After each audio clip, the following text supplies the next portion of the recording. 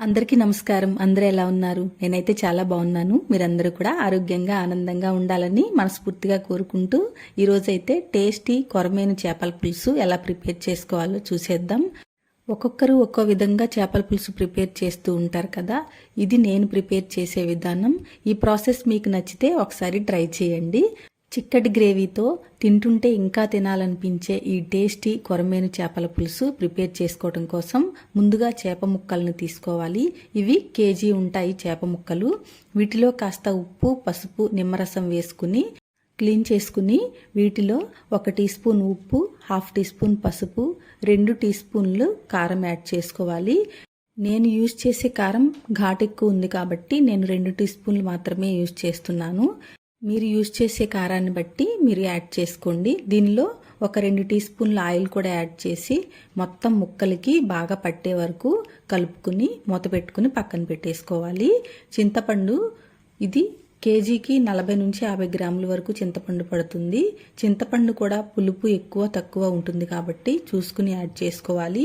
ఒకసారి నీట్గా క్లీన్ చేసేసుకుని దీనిలో హాట్ వాటర్ యాడ్ చేసుకుని పక్కన పెట్టేసుకున్నాను. 2 మీడియం సైజు ఉల్లిపాయలు, 4 పచ్చిమిర్చి కూడా కట్ చేసుకుని పక్కన పెట్టేసుకోవాలి. ఇప్పుడు ఒక బాండి పెట్టేసుకుని చేపల కూరకి ఎప్పుడైనా సరే వెడల్పుగా ఉండి లోతు తక్కువగా ఉన్న బాండి అయితే ముక్క విడిపోకుండా చక్కగా ఉంటుంది.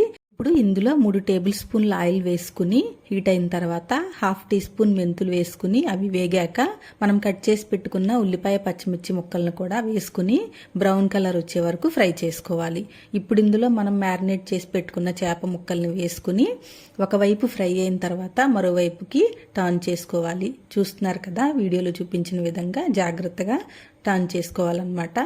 మరోవైపు కూడా ఫ్రై అయిన తర్వాత 1 టీ స్పూన్ జీలకర్ర పౌడర్ కూడా వేసుకుని చింతపండు పులుసు తీసి దీనిలో యాడ్ చేసుకోవాలి.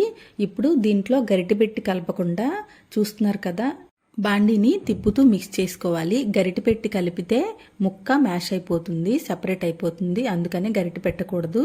ఇప్పుడు మూత పెట్టేసి ఒక 10 నిమిషాలు ఈ చేప ముక్కలు ఉడికిన తర్వాత దీనిలోకి 1 teaspoon garam masala add చేసుకుని మిక్స్ చేసుకుని మరొకసారి మూతని స్లాంట్గా పెట్టేసుకుని కుక్ చేసుకోవాలి.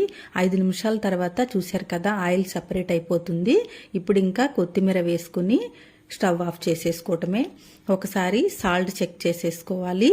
అన్నీ పర్ఫెక్ట్గా సరిపోయినాయి. చేప ముక్కలకి మీరు పట్టించిన ఉప్పు కారం సరిపోకపోతే చింతపండు పులుసు యాడ్ చేసుకున్న తర్వాత ఒకసారి చెక్ చేసుకుని యాడ్ చేసుకోవచ్చు. ముక్క విడిపోకుండా మంచి గ్రేవీతో ఈ కొరమేను పులుసు చాలా అంటే చాలా బాగుందండి.